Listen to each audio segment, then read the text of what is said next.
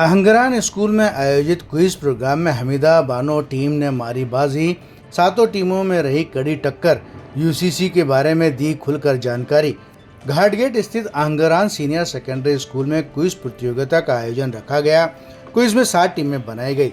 जीनत महल, Mumtaz Mahal, Suraiya B, Razia Sultan, चांद बीबी, निखत जरीन और हमीदा बानो, सभी टीमों ने जबरदस्त तैयारी की और एक दूसरे को कड़ी टक्कर दी, जिसकी वजह से 2 टीमों में टाई ब्रेक भी हुआ। प्रतियोगिता में हमीदा बानो टीम ने बाजी मारी। दूसरे नंबर पर निखत जरीन और तीसरे नंबर पर चांद बीबी रही। स्कूल की छात्राओं की तैयारी देखकर आहंगरान कॉलेज की छात्राओं को भी अचंभे में डाल दिया। इस मौके पर हरदेव जोशी यूनिवर्सिटी की उपाध्यक्ष सारा इस्माइल ने यूसीसी के बारे में जानकारी देते हुए कहा कि यूनिफॉर्म सिविल कोड को लेकर 2 पक्ष बने हुए हैं। एक पक्ष कहता है कि यूसीसी लागू होने से सभी वर्गों को लाभ होगा और समान अधिकार मिलेगा, समाज में तलाक जैसी बुराइयों पर भी रोक लगेगी।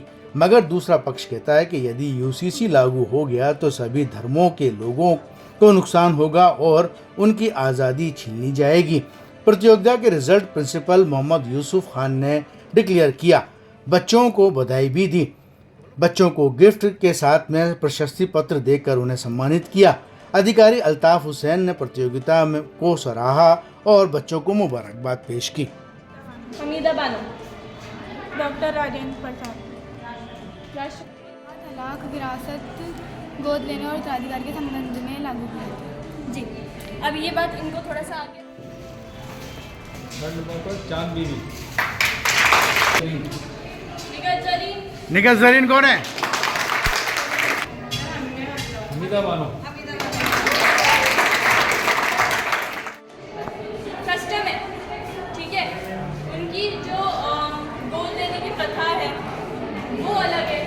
शादी के बाद में विधवा वाला चीज़ अलग है, ठीक है।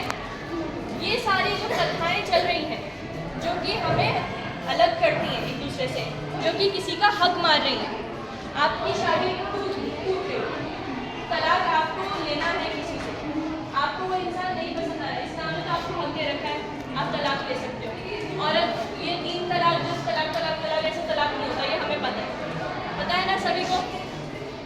तो तलाक लेने का अधिकार आपके पास पहले से है, लेकिन उसके अंदर बस आसानी क्रिएट करने के लिए कि जो गवर्नमेंट है वो भी आपका जो हक है वो बचा सके, इसलिए यूसीसी निकाला गया। मैं यूसीसी का पक्षपात नहीं करूँगी यहाँ पे, मैं सिर्फ क्लैरिटी के लिए बात कर रही हूँ। इसमें कुछ चीज़ें हैं जो शायद बेटर हो सकती हैं, लेकिन कुछ जो रूमर्स हैं जो हमारे लिए हानिकारक है उसकी हमें क्लैरिटी होना ज़रूरी है। यूसीसी के अंदर बहुत लोग बोल रहे थे कि जो इस्लाम है इसके ऊपर डायरेक्ट ये हमला है, ये सारे रिलीजन के कुछ प्रैक्टिसेस के ऊपर हमला था और उन सारे प्रैक्टिसेस को सही रूप से गवर्नमेंट थोड़ा संचालन कर सके, उसके लिए यूसीसी निकाला गया। हमारे यहाँ पे क्या होता है कि गवर्नमेंट का रिलीजियस पॉलिटिक्स, रिलीजियस जो मैटर्स होते हैं उससे एक डिस्टेंस होता है।